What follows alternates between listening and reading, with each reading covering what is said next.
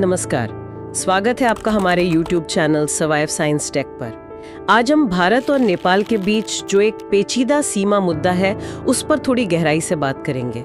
खास तौर पर वो काला पानी, लिम्पियाधुरा, लिपुलेख वाला जो इलाका है उस पर ध्यान देंगे। हमारे पास जो जानकारी है वो इसकी पुरानी कहानी, इसकी आज की अहमियत और हाल में जो तनाव बढ़ा है उस पर रोशनी डालती है।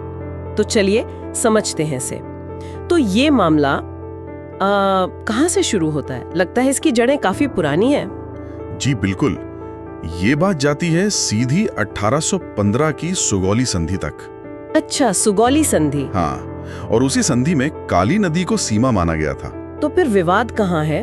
अगर नदी सीमा है तो विवाद वही है, मतलब कि काली नदी असल में शुरू कहाँ से होती है, उसका उद्गम स्थल कौन सा है। ओ, तो स्रोत पर ही सहमति नहीं है। बिल्कुल, कुछ दस्तावेज एक धारा की ओर इशारा करते हैं, कुछ दूसरी तरफ, और दोनों ही देश अपने अपने दावों के लिए अलग अलग व्याख्याओं का इस्तेमाल करते हैं। अच्छा, तो ये तो काफी उलझा हुआ मामला है शुरू से। हाँ, यहीं से सारी गफलत है। और ये इलाका सिर्फ ऐतिहासिक वजहों से ही नहीं, आज के समय में भी बहुत महत्वपूर्ण है ना? बहुत ज्यादा। आप देखिए, इसकी लोकेशन ही इसे खास बनाती है। लोकेशन कैसे? ये वो जगह है जहां भारत, नेपाल और चीन तीनों की सीमाएं आकर मिलती हैं।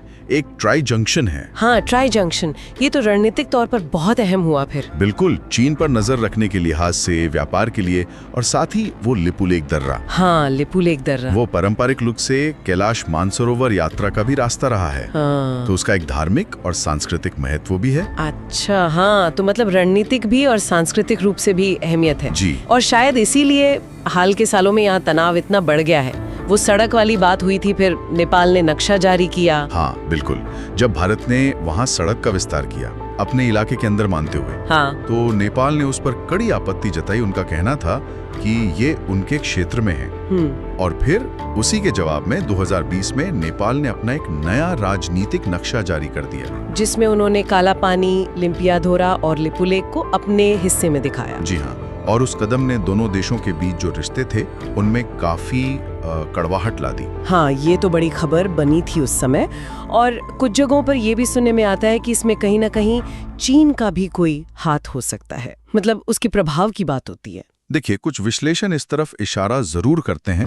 क्षेत्र की भू राजनीति को देखते हुए ये संभव है, लेकिन हम यहाँ सिर्फ जो जानकारी उपलब्ध है या जो विश्लेषण किए गए हैं उन्हीं की बात कर रहे हैं, कोई फैसला नहीं सुना रहे हैं। नहीं, बिल्कुल नहीं, हम सिर्फ जानकारी यहाँ सामने रख रहे हैं। अगर हम इसे थोड़ा बड़े नजरिए से देखें तो ये सिर्फ जमीन का एक छोटा सा टुकड़ा नहीं है। हाँ, इसमें इतिहास की अलग अलग व्याख्याएं हैं, लोगों की राष्ट्रीय भावनाएं हैं, दोनों देशों के रणनीतिक हित जुड़े हैं और पूरे क्षेत्र की राजनीति भी जुड़ी है। बिल्कुल, और इसका असर सिर्फ भारत नेपाल पर नहीं, पूरे दक्षिण एशिया की स्थिरता पर पड़ सकता है। तो कुल मिलाकर एक पुरानी संधि की अस्पष्टता, हाँ, नदी का स्रोत कहाँ है इस पर असहमति, जी, फिर उस इलाके की रणनीतिक अहमियत और हाल के राजनीतिक कदम। हाँ, और हाल के ये राजनीतिक कदम, ये सब मिलकर इस मसले को इतना जटिल और संवेदनशील बना देते हैं। सही कहा, और ये स्थिति हमें एक बड़े सवाल पर सोचने को मजबूर करती है। क्या सवाल? कि आज की जो दुनिया है, जो भू राजनीतिक हकीकतें हैं, जो देशों के रणनीतिक हित हैं,